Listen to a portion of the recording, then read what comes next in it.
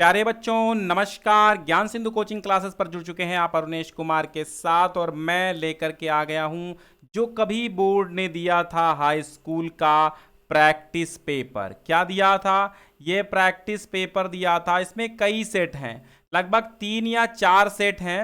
मैं आपको आज पहला सेट कराने जा रहा हूं, ठीक है।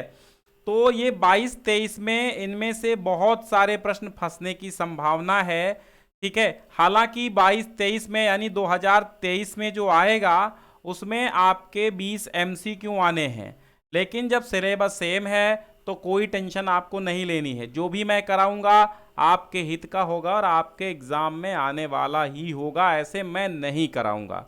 तो आप इस प्रैक्टिस सेट को भली भांति समझिए, परखिए, देखिए और कायदे से समझ लीजिए, याद कर लीजिए इसके क्वेश्चन, ठीक है। पहला प्रश्न आपका है, ये तो आना ही आना तय हो जाता है, एक सत्य कथन वाला मैंने करवा दिया है कि सरस्वती पत्रिका की संपादक महादेवी वर्मा नहीं थी। क्या भूलूं, क्या याद करूं? हरिवंश राय बच्चन की आत्मकथा है, बिल्कुल सही है, ठीक है। बाकी इसमें सब गलत है। मैला आंचल फणीश्वरनाथ रेणु की उपन्यास है, ये कहानी नहीं है। रामविलास शर्मा एक कवि तो नहीं है, लेकिन रामविलास शर्मा एक आलोचक हैं, ठीक है। तो सेकंड इसका ऑप्शन सही हो जाता है। फिर खा कहता रस मीमांसा किसकी आलोचनात्मक कृति है? तो रस मीमांसा आचार्य रामचंद्र शुक्ल की है, ये पहला टिक कर लीजिए, ठीक है। अब यहां आपको एक रचना के लेखक का नाम बताना है। ये अथाह सागर किसकी है? तो ये जयप्रकाश भारती की है। किसकी है? जयप्रकाश भारती की है, ठीक है। अर्धनारीश्वर किसकी है? रामधारी सिंह दिनकर की है। किसकी है? रामधारी सिंह दिनकर की है। और मेरी असफलताएं किसकी है? बाबू गुलाब राय की है। किसकी है? बाबू गुलाब राय की है, ठीक है। और थोड़ा सा और बड़ा कर लेते हैं।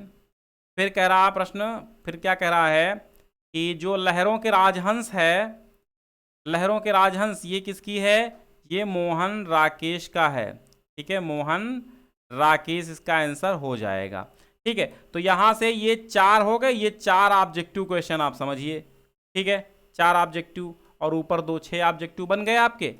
पहले तो लिखने को आता था, लेकिन ये प्रैक्टिस सेट जो बोर्ड का है ये खासा इंपॉर्टेंट है ना। अभी हमने वो कक्षा 12 का हम बताएंगे, आप कक्षा 12 वाला हमने बताया है, एक इंटर की अंग्रेजी वाला, कि आप देखेंगे तो सेम जो मॉडल पेपर बोर्ड देता है सेम उसी पर आधारित चीज़ें आती हैं, ठीक है। तो वो इम्पॉर्टेंट ही देता है।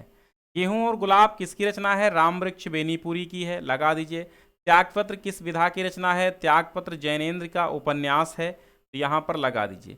रीति मुक्त धारा के किन्हीं 2 कवियों के नाम लिखिए, तो घनानंद हो जाएगा, घनानंद हो जाएगा, बोधा हो जाएगा, ठीक है। छायावाद की 2 प्रवृत्तियां लिखिए, सौंदर्य एवं प्रेम, सौंदर्य एवं प्रेम, और रहस्यवादी भावना, रहस्यवादी भावना। यह ऑब्जेक्टिव में पूछा जाएगा, ठीक है। इस बार ऑब्जेक्टिव में प्रवृत्तियां पूछी जाए। उत्तरायण डॉक्टर राम कुमार वर्मा की कृति है। किसकी है? राम कुमार वर्मा उत्तरायण के लेखक हैं, ठीक है। फिर ये दिया गया है गद्यांश, इसमें कहता प्रश्नों के उत्तर दीजिए, मगर आज तक ऐसा ना हुआ है और ना होगा। दूसरों को गिराने की कोशिश की तो अपने को बढ़ाने की कोशिश नहीं की जा सकती। अच्छा, निंदा निंदा का है, यानी ईर्ष्या तू न गई मेरे मन से दिनकर का है। तो ये आपका 2023 के सिलेबस में नहीं आना है, ठीक है। ये चैप्टर आपका 2023 में कटा हुआ है। और फिर देखिएगा पहले पहाड़, ये देखिए ये अजंता से आया है। कहाँ से आया है? अजंता से आया है। और भगवत शरण उपाध्याय लिखे हैं। कौन लिखे हैं? भगवत शरण उपाध्याय इसके लेखक हैं, ठीक। पहले पहाड़ काटकर उसे खोखला कर दिया गया। तो अब उपर्युक्त गद्यांश का संदर्भ लिखिए, संदर्भ बता दिया। रेखांकित अंशों की व्याख्या, और पहाड़ों को किस प्रकार जीवंत बनाया गया? पहाड़ों को काटकर खोखला किया गया, छतों को रगड़ करके सुंदर बना लिया गया, उस पर मूर्तियां उभार दी गईं, तमाम चित्र बना दिए गए, चित्रों की काया सिरज दी गई, उसमें रंग भर दिए गए, और इस प्रकार पहाड़ों को जीवंत बनाया गया था। रेखांकित अंश की व्याख्या लिखनी है, कैसे? वो मैं ऑलरेडी बता चुका हूँ, वीडियो पड़ा हुआ है। ना मिले तो आप लिख लीजिए रेखांकित अंश की व्याख्या ज्ञान सिंधु, तो मिल जाएगा आपको। फिर आपका देखो यहाँ पर आया है पद्यांश में किसी एक ससंदर्भ व्याख्या। तो इस बार क्या है, इस बार ससंदर्भ व्याख्या नहीं होगी। इस बार 2023 में आपको क्या करना होगा, आपको 2023 में प्रश्न इसके नीचे दिए जाएंगे, ठीक है। तो निर्भय स्वागत करो मृत्यु का, मृत्यु एक है विश्राम स्थल, जीव जहाँ से फिर चलता है, धारण कर नित जीवन संबल। मृत्यु एक सरिता है जिसमें श्रम से कातर जीव नहा कर फिर नूतन धारण करता है, काया रूपी वस्त्र बहाकर, काया रूपी वस्त्र बहाकर। तो यहाँ पर स्वदेश प्रेम से लिया गया है ये, और स्वदेश प्रेम किसका है, राम नरेश त्रिपाठी जी का है। तो वे कहते हैं कि निर्भय अर्थात निडर होकर के मृत्यु का स्वागत करो, क्योंकि मृत्यु क्या है, एक विश्राम स्थल है। तो आपसे यहाँ पर प्रश्न पूछा जाएगा कि विश्राम स्थल किसे कहा गया है, मृत्यु को, ठीक है। और जीव जहाँ से फिर चलता है, धारण कर नवजीवन, यानी मृत्यु के पश्चात राम नरेश त्रिपाठी जी कहते हैं कि वहाँ से जो जीवात्मा होती है वो नवीन जीवन धारण करके फिर से पुनः नया जीवन स्टार्ट करती है। और मृत्यु एक सरिता अर्थात एक नदी की भांति है जिसमें श्रम से व्याकुल होकर के जो श्रम अर्थात थका हुआ जो जीव होता है वो उसमें स्नान करता है और नवीन वस्त्र धारण करता है, ठीक है। शरीर रूपी वस्त्र बहा करके नया शरीर धारण करता है। कौन, जैसे वो कहा गया वासांस जीर्णानि यथा विहाय नवानि गृह्णाति नरो प्राणी तम तथा शरीणानि संयतन्यानि नवानि देहि, यानी जिस प्रकार एक शरीर पुराने वस्त्र त्याग कर नया वस्त्र धारण करता है, ठीक उसी प्रकार आत्मा पुराने शरीर को त्याग कर नया शरीर धारण करती है। इसलिए यहाँ पर राम नरेश त्रिपाठी जी ने बताया है कि निडर होकर मृत्यु का स्वागत करो, क्योंकि मृत्यु एक प्रकार का विश्राम स्थल है, वहीं से नवीन जीवन को धारण करके एक आत्मा चलती है। और मृत्यु एक नदी के समान है जिसमें थका हुआ थका हारा जीवन से मनुष्य का जीव जो होता है, जो जीवन से थका हारा होता, अपने शरीर से थका हारा होता है, वो स्नान करके पुनः शरीर रूपी नया वस्त्र धारण करके आगे चलता है। इसलिए मृत्यु से नहीं डरना चाहिए। तो प्रस्तुत अभी आपसे यहाँ से प्रश्न पूछा जाएगा, सरिता किसे कहा गया है, तो मृत्यु को कहा गया है। सरिता में स्नान कौन करता है, श्रम से कातर जीव, ठीक है। काया रूपी वस्त्र में कौन सा अलंकार है, रूपक अलंकार है। फिर आगे देखिएगा, सुनी सुंदर बैन सुधारस साने, सयानी है जान की जानी भली, तिरछे करी नैन दैसैन तिन्हें समुझाए कछु मुस्काए चली, तुलसी ते ही अवसर सो है सबे, अवलोकति लोचन लाहू अली, अनुराग तड़ागु में भानु उगए, बिगसी मनो मंजूल कंज कली। तो सुंदर बयान देखिए, वन पथ पर कहाँ से लिया गया है, ये वन पथ पर, और इसके लेखक कौन है, तुलसीदास। वन पथ पर के लेखक कौन है, तुलसीदास हैं, ठीक। तो ग्राम वधुएं माता जानकी से सीता जी से वार्तालाप करती हैं, तो सुन सुंदर बहन सुधारस साने, फिर जो है माता जानकी उनको कुछ समझा करके कुछ प्रश्न पूछती हैं ग्राम वधुएं। तो माता जानकी यानी सीता उनको कुछ समझा करके आगे बढ़ती। तो ऐसा कवि कहता है कि सुन सुंदर बहन, सुन सुंदर बहन, सुंदर माने सुंदर ब्यूटीफुल, वैन माने वाणी, सुधा रस साने यानी अमृत रस से सनी हुई वाणी सुनकर के, सयानी है जानकी जानी भली, वे भली प्रकार ग्राम वधुएं समझ गईं कि जो जानकी हैं, जो सीता हैं, वो बहुत सयानी है, बहुत चतुर हैं। वो तिरछे करी नयन दय सैन, सैन माने होता है इशारा, तिन्हें उनको समझा करके कुछ मुस्का करके आगे बढ़ी। और क्योंकि जानकी माता ने, सीता ने तिरछे नेत्रों से इशारे से समझा करके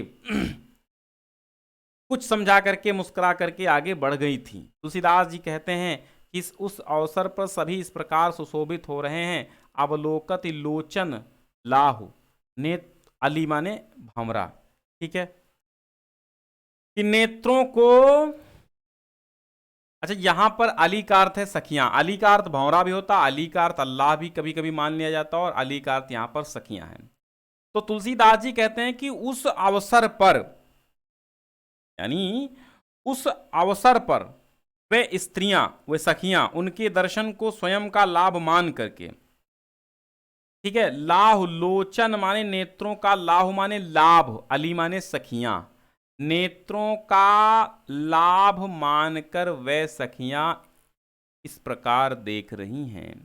उस अवसर पर वे स्त्रियां उनके दर्शन अर्थात राम के दर्शन को स्वयं का लाभ मानकर राम की ओर टकटकी लगाए हुए देखती हुई शोभा पा रही हैं कि मानो अनुराग तड़ाग प्रेम रूपी सरोवर में भानु उदय सूर्य उदित हो गया हो, और मानो माने उत्प्रेक्षा अलंकार यहां पर है, मने मनो, मानो विकसी माने खिल गई हो, मंजुल माने सुंदर, कंज माने कमल की कली माने कलियां, मानो सूर्योदय होने पर प्रेम के तालाब में सुंदर कमल कलियां खिल उठी हों। उस अवसर पर वह स्त्रियां राम के दर्शन को का लाभ पा करके ऐसे प्रफुल्लित हो उठी, ऐसे प्रसन्न हो उठी जैसे सूर्योदय पर प्रेम रूपी सरोवर में मानो सूर्योदय हुआ हो और उनके मानस रूपी कमल की कलियां खिल गई हों। ठीक, तो यहां पर अगर अलंकार पूछ ले, प्रश्न पूछा जाएगा, यहां पर भी व्याख्या संदर्भ प्रसंग नहीं आएगा,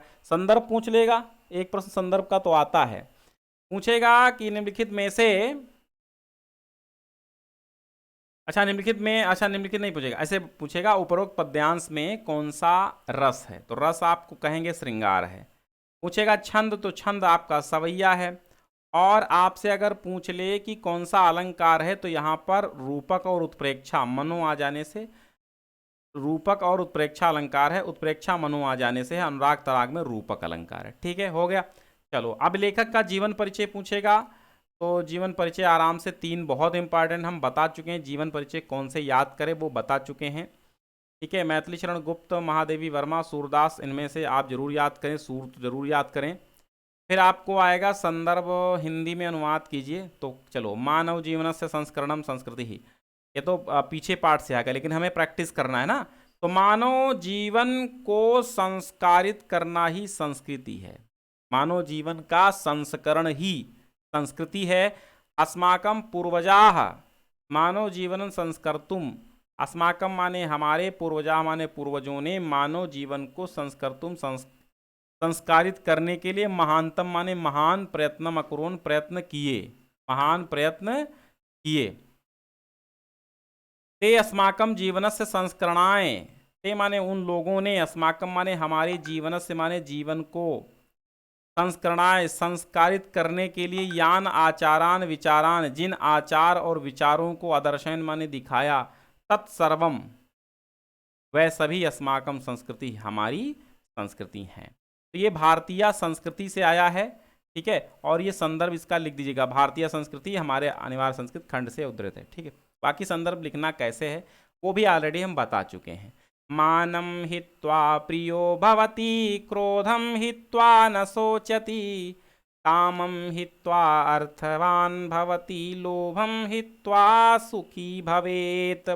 देखो यहाँ पर पीछे अब तक तो आता रहा है आपका एक ही करना होता था, लेकिन इस बार 2 श्लोक आएंगे, उनमें से एक करना होगा, 2 गद्यांश आएंगे, उनमें से एक करना होगा, यानी एक श्लोक और एक गद्यांश दोनों करने होंगे। ठीक है, चलो अपनी पाठ्य पुस्तक से कंठस्थ किया गया श्लोक ये तो लिखना ही होगा। फिर एक प्रश्न पूछा जाएगा यहाँ पर, तो प्रश्न करवा चुके हैं ऑलरेडी हम एक वीडियो में, आप देख लीजिएगा। जैसे ग्रामीणान कहा उपाहसत, तो नागरिका उपाहसत। ठीक है, फिर लाभेन किम वर्धते, लाभेन लोभा हालांकि केन किम वर्धते चैप्टर 2023 में नहीं पढ़ना है। ठीक है, दुर्मुखा एका दुर्दर्शा चांडाला आसीत।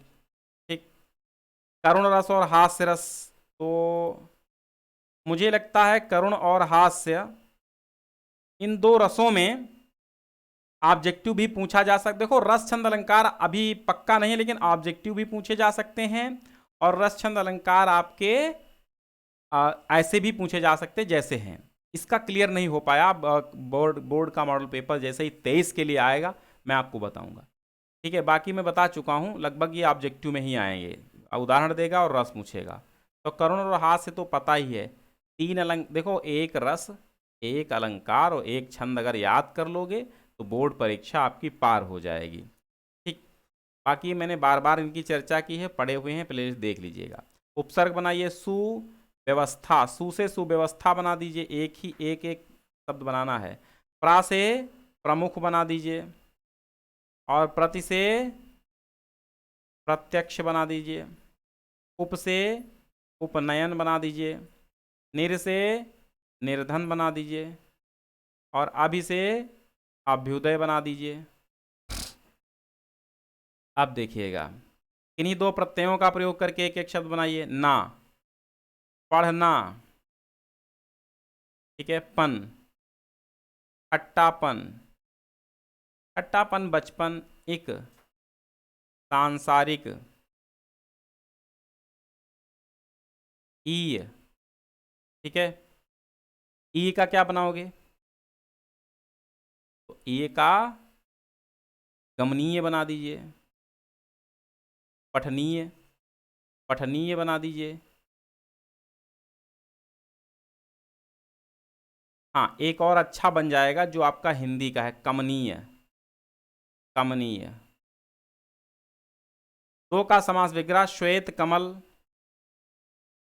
तो श्वेत है जो कमल, यहां पर कर्मधारय समास हो जाएगा, ठीक है। चरण कमल, यहां पर भी कर्मधारय समास हो जाएगा, चरण है जो कमल। त्रिलोचन दिगु समास हो जाएगा।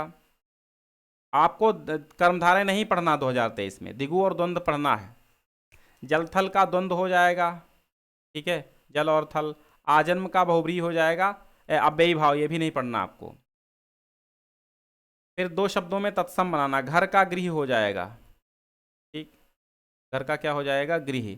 मानुष का मनुष्य हो जाएगा, गांव का ग्राम हो जाएगा, चांद का चंद्र हो जाएगा, उल्लू का उलूक हो जाएगा। फिर दो शब्दों के पर्यायवाची शब्द ऑब्जेक्टिव में आएंगे भैया, ये व्याकरण पूरी ऑब्जेक्टिव लगभग आएगी। ईश्वर का भगवान, प्रभु, स्वामी, जगदाधार। कमल का पंकज, दो दो बनाने ना, पंकज सरोज बना दो। फूल का पुष्प और कुसुम बना दो। जंगल का वन और विपिन बना दो, ठीक है। फिर देखिए संधि विच्छेद करना है, एक धन एक, एकाएक हो जाएगा वृद्धि संधि से, तो ये भी आपका 30% में नहीं है। और सुधन आगतम, एक ही संधि आपको पढ़नी है, स्वागतम यानी यड़ संधि पढ़नी है, ठीक है। और इत्यादि का इति धन आदि, ये आपका सिलेबस है, तथैव नहीं है, तथा धन एव वृद्धि संधि है, केवल आपको यड़ संधि पढ़नी है। और फिर मधु और नदी, चतुर्थी विगत, मधु मधु मधुना मधुने, तो मधुने हो जाएगा चतुर्थी, ठीक है। नदी नदीम नद्या नद्दई, नद्दई हो जाएगा चतुर्थी। युष्मद का तुम मध्यम पुरुष, अच्छा तद ये स्त्रीलिंग, ये नहीं आना है, अच्छा ये आना है, आप देख लीजिएगा, सिलेबस बता दिए हैं। और धातु लकार पुरुष तथा वचन, आहसम रक्षावा पचेयम, तो धातु और लकार ये सब करा चुके हैं, आराम से देखिएगा। अच्छा वो संस्कृत अनुवाद बताना है आपको, तो विद्या विनयात वर्धति, ठीक है, विद्या विनयात विनयन वर्धति, विनयन वर्धति, ठीक है, विनयन वर्धति। प्रयाग गंगा तटे स्थित, ठीक, दो ही बनाने हैं ना ऐसे, ठीक है। फिर आपको एक निबंध लिखना होगा, इस बार सुनने में आ रहा 9 नंबर का आएगा, देखते हैं कितने नंबर का आता है। पर्यावरण प्रदूषण निबंध आ जाएगा, वन महोत्सव, मैंने बहुत कहा आपसे प्रदूषण जरूर आपको पढ़ना है। फिर आपका खंड काव्य वही, चरिचित्रण जरूर पढ़िएगा, और बाकी सारांश सर्गों के याद कर लीजिएगा। तो यहाँ पर लिखा हुआ है, या तो सर्ग का सारांश आपसे पूछा जाएगा, ठीक है, कथानक कहे तो वही वही सारांश होता है, कथानक मतलब सारांश होता है, कथानक या कथा वस्तु, या फिर चरिचित्रण पूछा जाएगा। वैसे हमको देखने को हर एक खंड काव्य में चरिचित्रण जरूर मिलता है, तो एक चरिचित्रण जरूर याद कर लो, मुझे लगता है आपका काम चरिचित्रण से ही हो जाएगा, तो चरिचित्रण जरूर याद करना। देखो कोई भी हो, जय सुभाष हो, चाहे मातृभूमि के लिए हो, एक चरिचित्रण जरूर आता है, ठीक है, लगभग सब में आया है एक चरिचित्रण। फिलहाल तो चरिचित्रण के साथ साथ आप जो है सारांश वगैरह जरूर याद करें तो बेहतर रहेगा, ठीक है। तो ये पेपर आपको मिल जाएगा डिस्क्रिप्शन में पहली लिंक से, आप डाउनलोड कर लीजिएगा। और प्रैक्टिस के लिए ये था, इन सारे पॉइंट्स को आप लिख लेना जो जो हम बताए हैं, प्रैक्टिस पॉइंट को जरूर लिखिएगा। बहुत बहुत शुक्रिया।